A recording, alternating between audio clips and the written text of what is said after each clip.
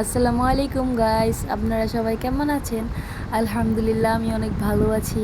কি জ্বর ঠান্ডা, মুখে রুচি নেই, এই দেখেন আপনাদের জন্য মহা ওষুধ নিয়ে চলে আসলাম। আমাদেরকে মাছে ভাতে বাঙালি না বলে ভর্তা ভাতে বাঙালি বলা উচিত ছিল।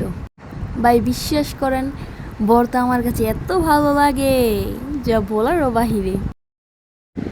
আমার সামনে যদি কেউ মাছ মাংস দিয়ে ভাত খায় তার দিকে আমি তাকাবো না, কিন্তু বাই চান্স আমার সামনে যদি কেউ ভর্তি দিয়ে ভাত খায় আমি তো নিজেকে আর সামলেই রাখতে পারি না। তাই তো সকাল সকাল উঠেই ভর্তার জন্য আয়োজন শুরু করে দিলাম। ভর্তার রেসিপি আর কি বলবো, আপনারা তো সবাই জানেন, তাও একটু শর্টকাটে আর কি বলে দেই। ভর্তা বানানোর জন্য প্রথমে আমি সব কিছু রেডি করে নিয়েছি।